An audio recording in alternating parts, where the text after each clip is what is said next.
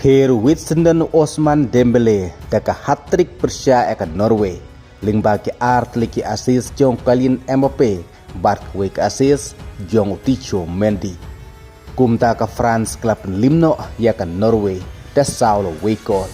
Haka baka round of 16 ka France kala pada kendu Persia eka Sweden kad baka Norway kan se kendu Persia ya ka Ivory Coast. Haka lai potrik mentau benajun haka pot posteng menmit. Osman Dembele la yo ekol keban ningkong tang haka menit kebah new ya kebala asis tau kalin Mbappe bat haka menit kebah arpau ya kebala asis tau ju tau kalin Mbappe bat kan Norway kala yo eka sikol haka menit kebah arpawai. Osman Dembele la yo ekol kebalai haka menit kebah lai puar ya kebala asis tau Ticho Mendy. Kan Norway kala mis penalti no haka menit sanpau bat haka menit kebak daipo plus sau suban kudno atat ke jilekai. Na kaling juga France kelayu asal sikol. Lingbau des redu ya kepala asis tau Barcola. Kumta ke France kela penlimno ya ke Norway da saulo weko. Haka bau kalin Mbappe haka neka World Cup menta ulayo hadu saukol bat arteli ki asis. Kad bau Osman Dembele ulayo saukol bat kawai ke asis. Kad bau Michael Olise ulayo lightly ki asis. Haki lightly ki jilekai juga France habro lightly ki jilekai lakur man of the match daki ranglekai juga France. Kata dau kalin Mbappe dau Michael Olise badau Osman Dembele.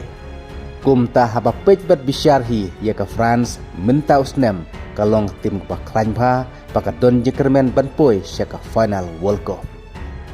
Haka ba menta na lorok kalin Mbappe sau Osman Dembele ke France kila joinlang haka jingyo Mars Sakol haka ne ke World Cup.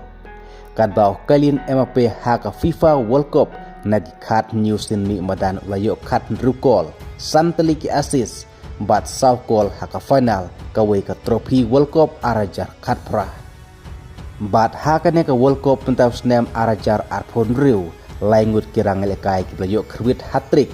Kata kadai Messi Persia ke Algeria, Jonathan David Persia ke Qatar, bad Osman Dembele nekamit Persia ia ke Norway. Bad hak round of 32 ke France kala bani kendu Persia ia ke Sweden.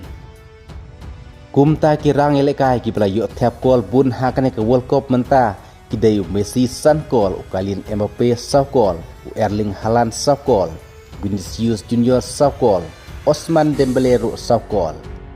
Kumta hadin baka Senegal kelap limno ya ke Iraq hadu dasan kol.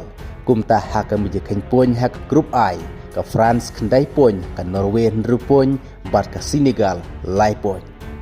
Titung se pej hadu bakut ke jilgai menta ke step bat no ke tim baka France ke sekendu hak raw or 32 la kadai shisha baka Sweden lane ke sekendu bat ke wepat kublai sibut.